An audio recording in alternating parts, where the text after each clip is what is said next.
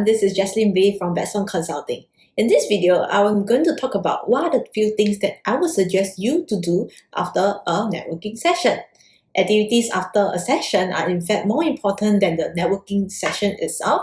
Like for every session, it is actually very likely that you have limited time to develop deep conversation with someone else. So this actually makes the post-networking activities more important to achieve your agenda. So here I'll be sharing 7 tips on what you should do after a networking session. Firstly, drop a personalized note no more than 7 days later. Depending on the agenda and what you and the other party spoke about, you may want to follow up earlier as certain things may be time sensitive.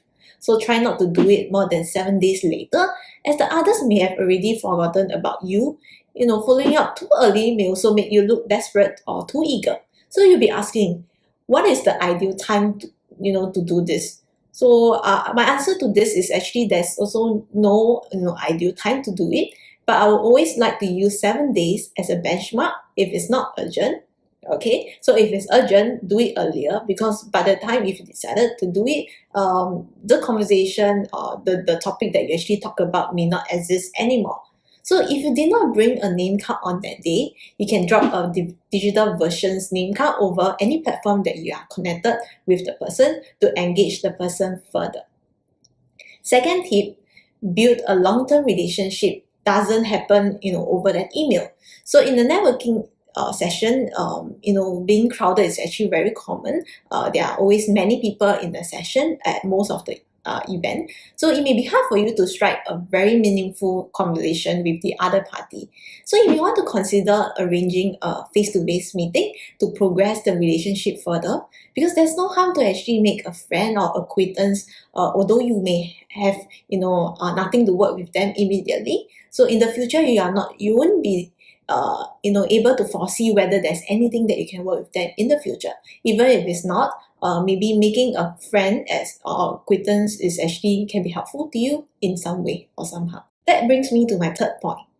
Everyone you met are not equal, so prioritize your contacts in terms of the time that you are going to invest in. So meeting face to face is good, but no matter what, you only have 24 hours a day. So think about how or who will be more worthwhile for you to engage more, and who you just simply stay connected with. So take note that making such judgment is not all about seniority of the person, because some factors that could actually help you to make such decision could be, are you both in the same industry or industries that may intersect in somehow, or do you expect yourself to work with this person someday? Does the other party look comfortable talking to you?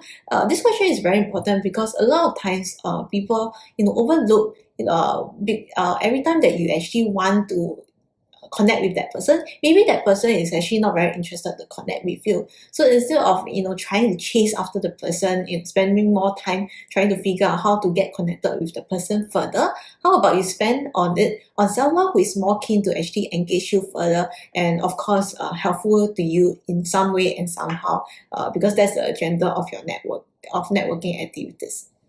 Fourth point, networking is not just about sales talk.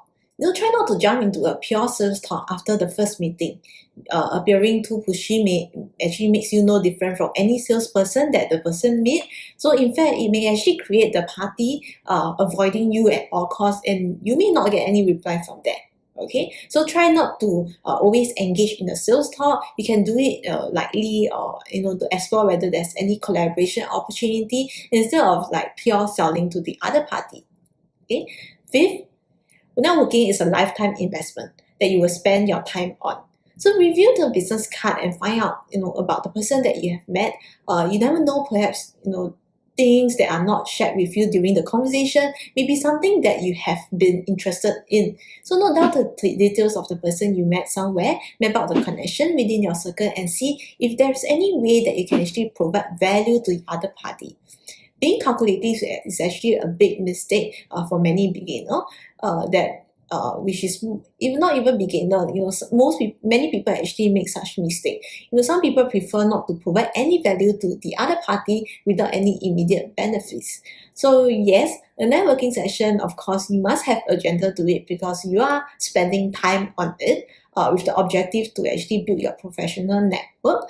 But sometimes benefit may not come immediately. Okay, so at times you probably would want to actually provide value to the other party so that people will feel appreciated and reciprocate afterwards. Yeah. So at times you wouldn't know when you need the other party help. So map out the relationship and keep yourself connected with them in any platform and offer help as and when you can. So even if you may not be able to help immediately, maybe you can jot down some key points somewhere and reactivate the conversation if there's any opportunities arise. 6. If you promise something, follow through. Exaggerating too much may harm your reputation and create bad impression among the circle. Credibility is built over time and it can be destroyed within a few seconds when someone the other party trusts call you out.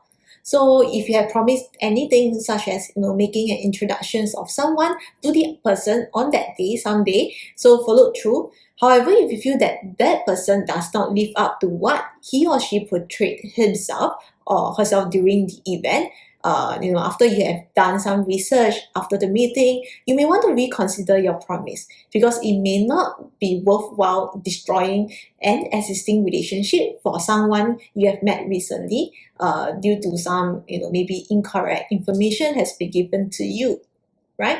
So lastly, which is the 7th point, stay connected in some form and remind your acquaintance, your assistant here and there.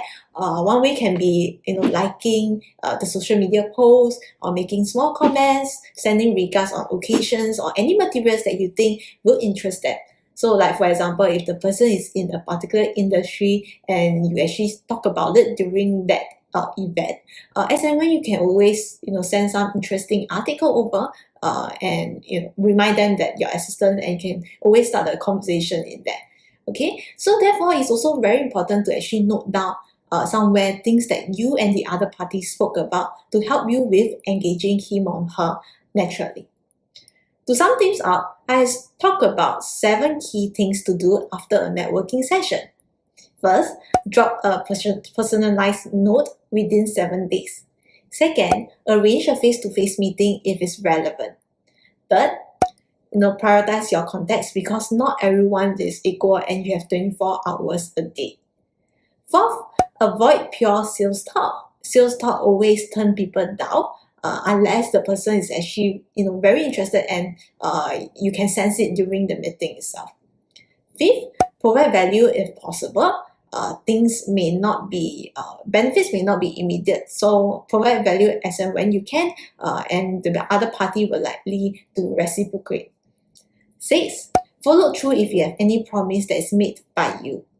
And lastly, 7, stay connected and do small action to remind others about your assistant. With that, I wish you all the best to your next networking session.